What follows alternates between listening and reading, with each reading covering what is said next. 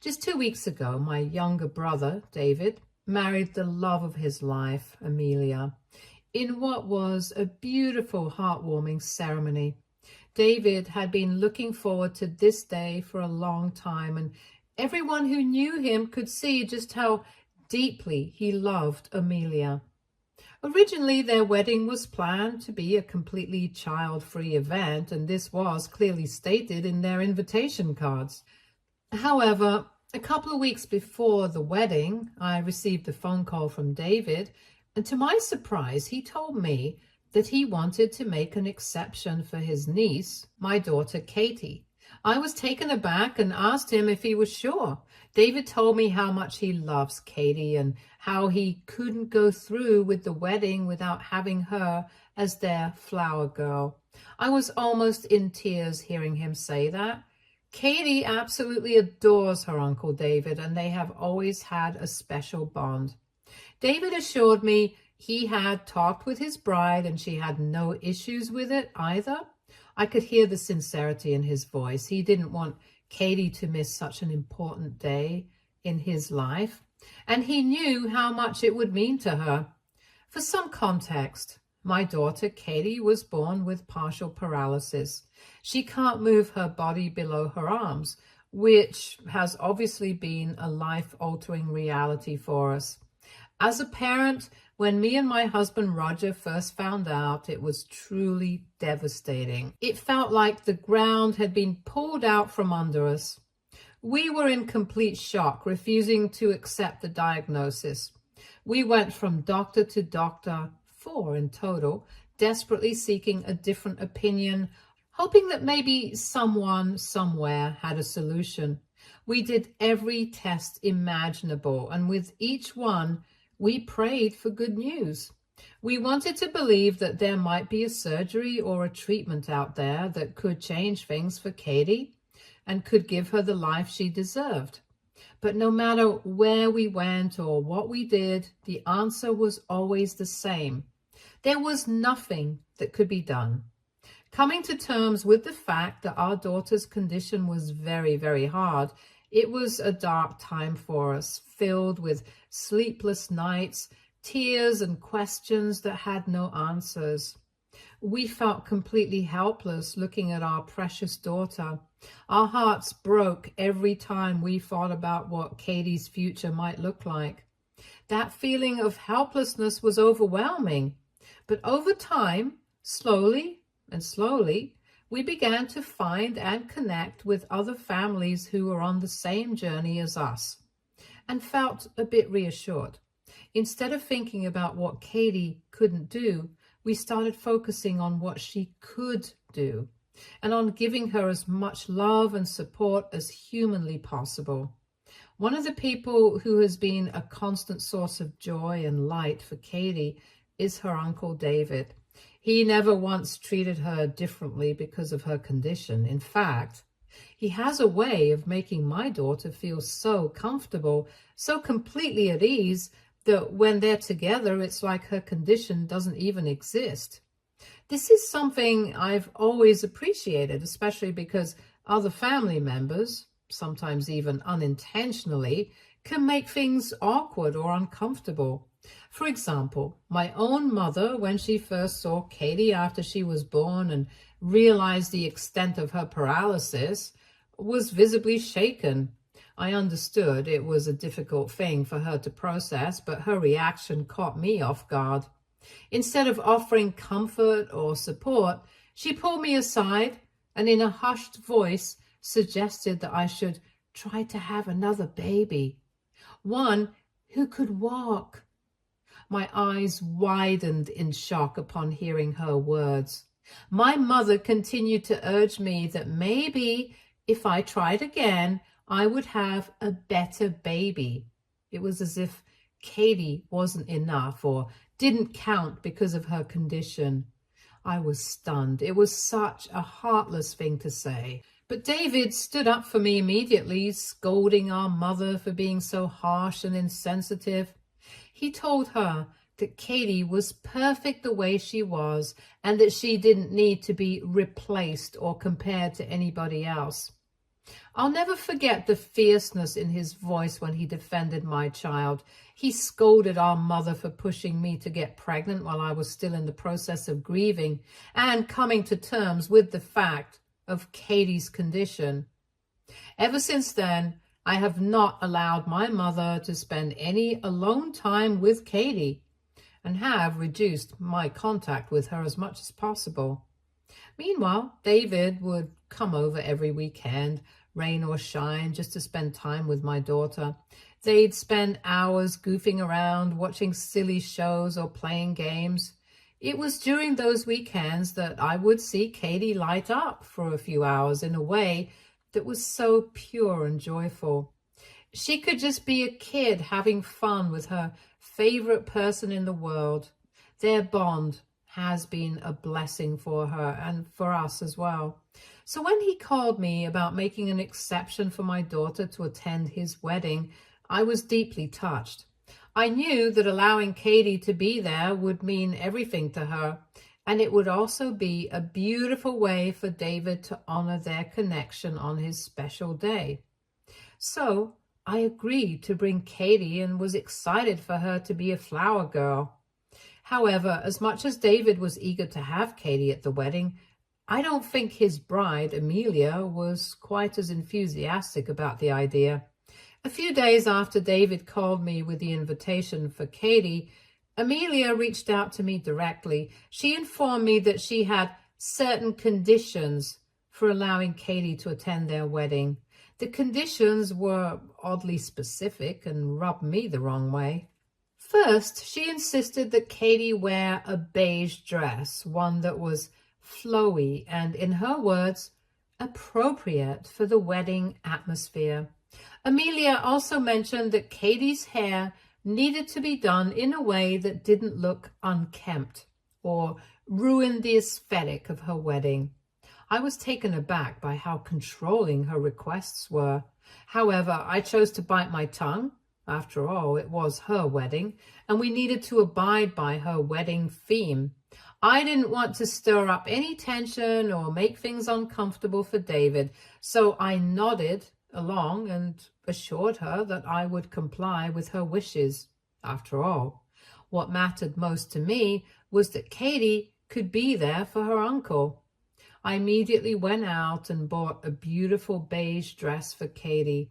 It was simple but elegant, just the way Amelia wanted me to buy, and I knew it would make my daughter feel special.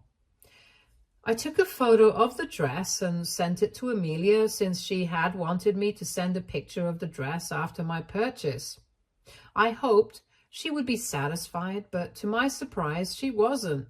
Amelia replied back quickly, saying that the dress was too beige and looked lifeless. She said that she preferred something with a little more color.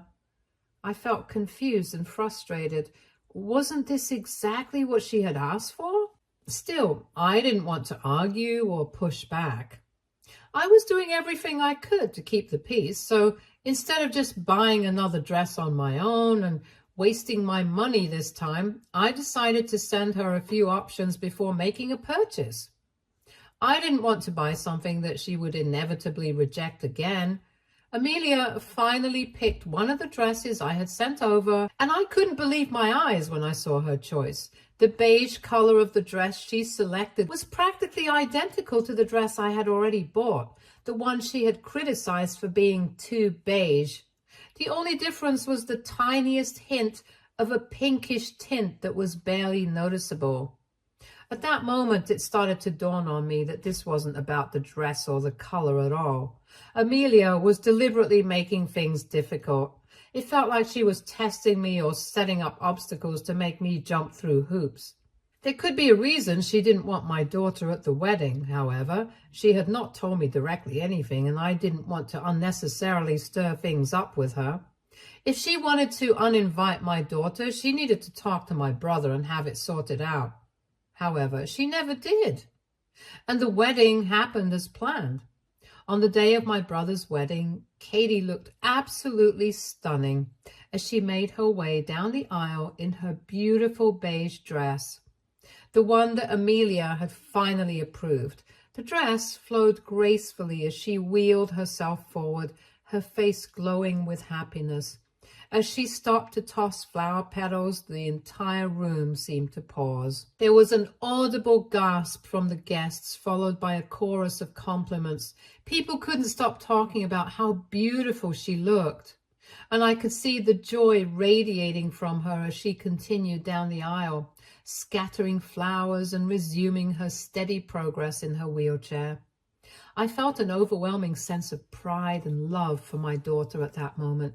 Seeing her there, fully participating in such a special occasion, was a memory I'll treasure forever. Tears of joy welled up in my eyes, and I glanced over at David, whose expression mirrored my emotions. He looked at Katie with so much pride, his smile wide and warm, clearly touched by her presence and her radiant spirit. As she reached the front, David walked over to her, kneeling down to give her a heartfelt hug. It was such a tender moment between them, one that spoke volumes about their close bond. Then he helped her position herself to the side, making sure she was comfortable and could be a part of the ceremony from the front row. A few moments later, Amelia began her walk down the aisle, and there's no denying that she looked breathtaking in her wedding gown. As she approached the altar, I couldn't help but notice how her gaze briefly landed on Katie. For a split second, I hoped to see her smile at my daughter, some acknowledgement of her presence and the role she played on this important day. But instead, Amelia visibly rolled her eyes and looked past Katie without even a hint of a smile. I couldn't help but feel a pang of disappointment. Still, I chose to push the thought aside, not wanting anything to overshadow the joy of the day. David and Amelia took their vows, and when the officiant declared them husband and wife, I felt a rush of happiness for my brother. He had finally found someone to share his life with, and in that moment, nothing else mattered. Seeing him so happy made my heart swell with pride and joy. After the ceremony, during the photo sessions, we gathered together as a family for pictures. David made sure that Katie was included in every shot. We took so many pictures capturing the love and unity that we all felt that day. During the photo session, I couldn't help but notice that Amelia seemed a bit off. She kept sighing heavily and huffing under her breath, which I initially brushed off as her being tired. After all, weddings are exhausting, and maybe she just needed a break from taking so many photos. But as the session continued, her behavior became harder to ignore. At one point, when David picked Katie up and held her in his arms for a picture, Amelia's expression noticeably shifted. She looked disappointed, her smile faltering as her eyes focused on them. It was subtle, but clear enough to make me uncomfortable. After we had taken several pictures with Katie, Amelia came up to me with a polite but clipped tone and asked if I could wheel Katie out so that she could take some photos with just her family. The request caught me off guard, but I agreed. I took Katie to sit with my parents at the reception. My mother did acknowledge how beautiful my daughter looked and told me that I was lucky to have a daughter like her. It was a small gesture, but I was happy my mother was moving past her biases and learning to accept my daughter for who she is. Overall, Katie, blissfully unaware of any tension, seemed to have had a good day, and that's what mattered the most to me. After the wedding, Amelia and David left for their honeymoon, and from the pictures and stories David posted on his social media, it seemed like they were having an amazing time. I was happy for him. He deserved to enjoy this special time with his new wife. Once they returned from their honeymoon, David invited our family, me, Roger, and our parents, over to his new home for lunch.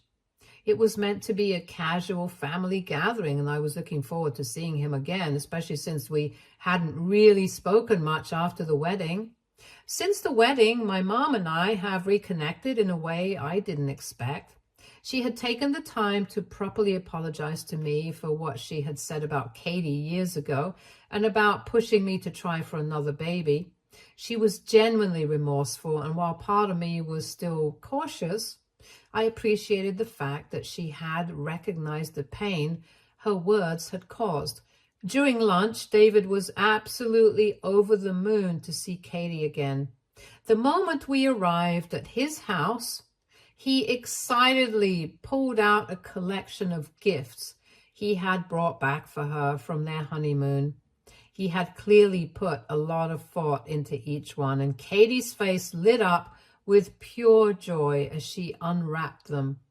She was smiling from ear to ear, and David, as always, was completely engaged with her, asking about her favorite part of the wedding and telling her how much everyone had been talking about how beautifully she had performed her role. He told her over and over again how proud he was, mentioning how friends and family had called him after the wedding to compliment Katie on what a wonderful job she had done. Hearing all these compliments made Katie beam with pride, her eyes twinkling with happiness. However, while my brother was showering Katie with attention, I couldn't help but notice Amelia. I observed her closely, and it became glaringly obvious that she wasn't sharing in David's enthusiasm. She didn't smile or even acknowledge Katie. Instead, she looked visibly annoyed, as if David's interaction with Katie was somehow an inconvenience to her. Her expression carried a mix of exasperation and impatience, and she barely engaged with anyone while David focused on Katie. It was like she was waiting for the moment to pass, eager for his attention to shift away from my daughter. David, of course, was completely oblivious to his wife's attitude. After lunch, we all sat around the living room, relaxing and chatting as a family. It was then that Amelia came over to me and quietly asked if we could talk privately. I felt a knot form in my stomach because I already had a sense of what was coming. I had been bracing myself for this conversation ever since the wedding day. With a nod, I agreed, preparing myself for what I knew would be a difficult discussion. Amelia led me to one of the bedrooms and we sat down to talk. She started by first complimenting me for doing a wonderful job with Katie, by following all her conditions and keeping my word regarding Katie's appearance at the wedding. I nodded and thanked her, telling her that I wanted to be respectful because it was her big day. She paused and then added that while she appreciated my effort, there was something bothering her ever since the wedding. My heart sank. Amelia took out her phone and pulled up the wedding photos, scrolling through the ones the photographer had taken. I saw images of all of us smiling, enjoying the moment together as a family. David, Amelia, Katie, me, and the rest of the relatives. She stopped on one particular picture and pointed at it, and her tone grew cold. "Look at this," she said, zooming in on the image. It was one of the family photos with Katie in her wheelchair beside David. All of us smiling and looking happy. Amelia's finger hovered over Katie and she looked at me with a scornful expression. "Do you see how your stupid kid in a wheelchair is ruining the vibe of the entire picture?" she said, the words coming out sharp and venomous. For a moment, I couldn't breathe. I was in complete shock. How could she say something so cruel, so heartless about my daughter? I felt an immediate rush of anger. The very suggestion that my sweet girl, who had tried her best to be part of the celebration, was now being blamed for ruining the vibe?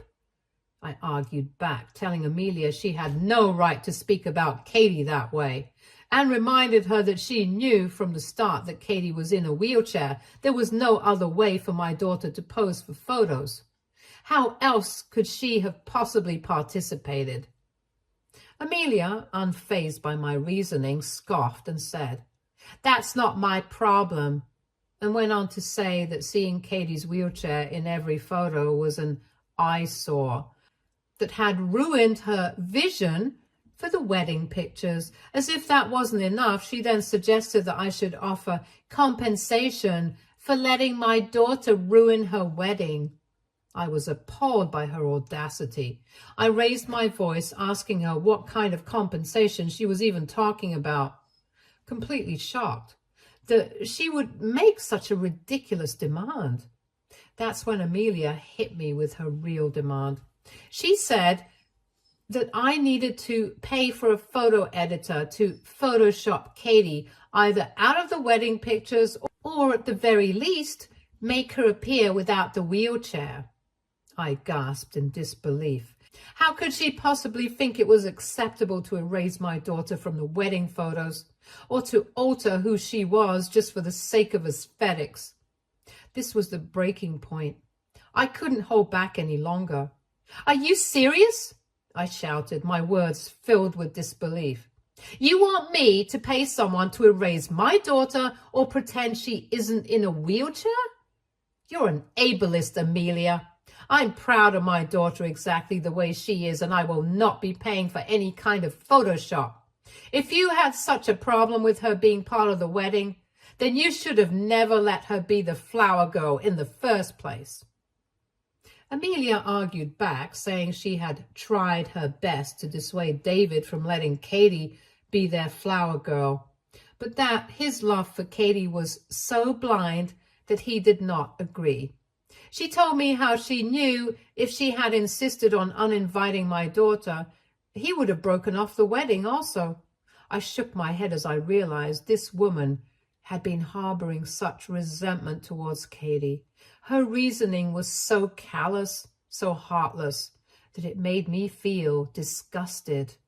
I reminded her sharply that my daughter was a living, breathing human being with real emotions and did not deserve to be hated this way. She loved her uncle and had been genuinely overjoyed to be part of their wedding. She didn't deserve this kind of treatment, especially not from Amelia, now that she was my sister-in-law. But Amelia didn't seem to care. She argued back, saying that both Katie and I were just attention seekers, and that I shouldn't forget the only reason people had paid so much attention to Katie at the wedding was because of her disability. Her words were so vile that something inside me snapped. The rage that had been building finally boiled over, and before I even realized what I was doing, I slapped Amelia. The sound of my hand connecting with her face echoed in the stillness of the room, and I stood there, my hand trembling, my chest heaving with the weight of everything that had just happened. Amelia's face flushed red with shock, and I could see her eyes widen in disbelief. Before she could react, my brother barged into the room, along with my husband and my parents. My brother asked Amelia if she really meant what she had said about Katie.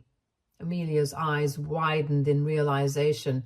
It turns out that David had been listening to our entire conversation and had likely heard every single word of her cruel and manipulative remarks. Panic flashed across her face and she tried to backtrack, stumbling over her words in a desperate attempt to explain herself, but it was too late. David's voice filled the room as he bellowed at her and called her shameless and manipulative for bringing me aside to talk about my daughter this way. "I can't believe you manipulated me into thinking you were a nice person, when in reality you hate my family this much," he shouted, his voice filled with both pain and anger. The disappointment in his tone was palpable, and it was clear that he was seeing Amelia for who she really was, someone who had hidden her true feelings all along. Amelia, desperate to salvage the situation, tried to argue back. "I don't hate your family exactly. This is just about Katie," she said, her voice trembling. She then tried to spin the situation around, accusing David of always favoring Katie over everyone just because she was disabled, and he felt sorry for her.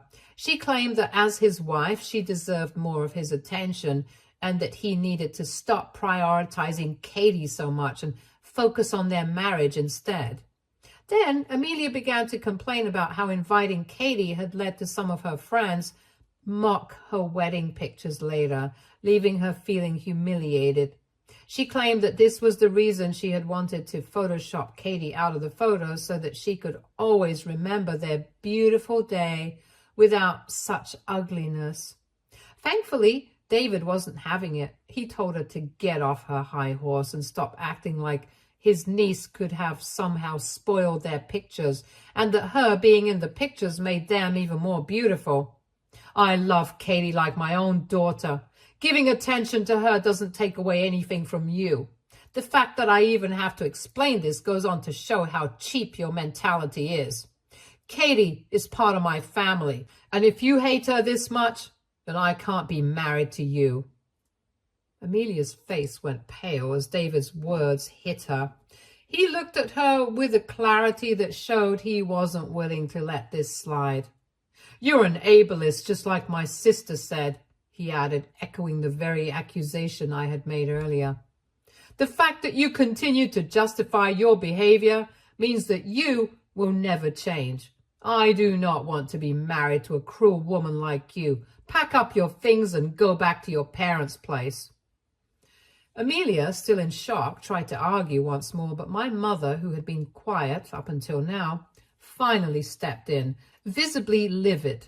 She expressed her anger about the situation, emphasizing that while it was one thing to dislike the attention Katie received at the wedding, considering photoshopping her out of the pictures was heartless. My mother firmly stated her support for David's decision and told Amelia that she should be ashamed of herself for even suggesting such a thing. Hearing my mother's defense and seeing David's unwavering stance, Amelia knew she had no more ground to stand on. My husband looked pissed, and I am sure if Amelia was not my brother's wife at the time, he would have thrashed her right then and there for speaking such vile things about our daughter. Amelia was outnumbered, and her true colors had been laid bare for everyone to see. Reluctantly, with no other choice, she walked out of the house with just her phone and car keys. Later, David apologized to me and Roger for what his wife had said about our daughter, but I appreciated him for standing up for Katie. This was in no way his fault. That evening, Amelia's parents called David and my parents, wanting to discuss further about the situation, likely after Amelia had gone to them in tears. However, David has requested them for some time off so he can cool down and think about things. Since the incident, Amelia has been sending me several messages where she's basically blaming me for causing issues between her and David. She thinks I could have simply solved their issues by agreeing to pay for a photo editor. Now, of course, I don't want my brother's marriage to break down because of me, but at the same time, what Amelia has said to me about my daughter is unforgivable. AITA for Amelia being kicked out of the house? Update 1. I am receiving so many comments and DMs that I'm unable to reply to everyone. Hence, I will clarify all the points here. Amelia had met Katie before and knew about her relationship with my brother, yet it seemed she had managed to conceal her disdain for my daughter all this time. Not even once had I ever suspected that she had actually hated my daughter this much. I understand that some people might feel uncomfortable seeing a child in a wheelchair, especially at a wedding, but we do our best to make Katie feel as normal as possible so she doesn't feel like she's being treated differently just because of her disability. Katie is a beautiful person, and regardless of her being in a wheelchair, I'm confident that people would still compliment her. She has blue eyes and her dad's blonde hair. It's clear that Amelia was simply trying to find faults in my daughter out of her own jealousy. My brother is the godfather of Katie, and this is because I'm confident that if anything happens to me and my husband, he will be there for my daughter. He loves Katie like his own daughter, which is why he's so fiercely protective of her. Hearing Amelia's words and seeing her true intentions about my daughter must have felt like a complete betrayal to him. I don't think Katie heard anything that Amelia and I spoke, as she was busy watching her cartoons. If she had, she would have definitely asked me some questions later. Update 2. For anyone asking, my brother is getting his wedding annulled. My brother and his lawyer strongly believe that Amelia misrepresented herself from the start and manipulated him into thinking she would be okay with his family when in truth she wasn't. When Amelia discovered that David was genuinely serious about leaving her, she panicked and made a desperate attempt to save her marriage.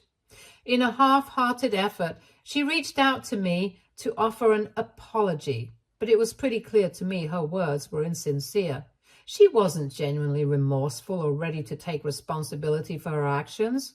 I simply couldn't accept her apology, knowing it was just a ploy to shift the blame away from herself. This only fueled her anger. In frustration, she immediately turned on me, accusing me of ruining my brother's life. It was as if I was the source of all her problems rather than the consequences of her own choices.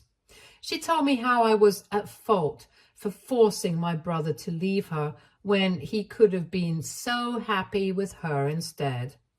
As if this wasn't enough, Amelia's parents also reached out to my parents, attempting to shift the blame onto me and Katie for what their daughter is experiencing. Thankfully, my parents have pushed back against this unfair accusation. My dad in particular expressed his disappointment, telling them they should be ashamed of the daughter they raised and that he is relieved she will no longer be part of our family.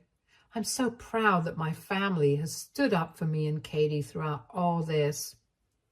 I did speak to my brother and express my apologies for what he was going through with Amelia. He reassured me that it was better for him to learn the truth about her now rather than later, when she could have potentially done or said something more damaging in front of Katie. I completely agree and feel a sense of relief knowing that we are effectively getting rid of Amelia from our lives too. Update 3. It's been 4 months since my last update, and for everyone asking, my brother has officially annulled his marriage and is no longer married to Amelia. After the truth about their marriage falling apart became public, Amelia faced a lot of backlash from everyone. She eventually reached out to me to apologize, but I simply blocked her without responding. Recently, all of us went on a vacation together. It was a wonderful time for all of us. David and Katie continue to have an amazing relationship, which brings me a lot of joy. The whole experience has only strengthened our family bonds, and I'm grateful for that. Stay tuned for more stories from Argo Relationships.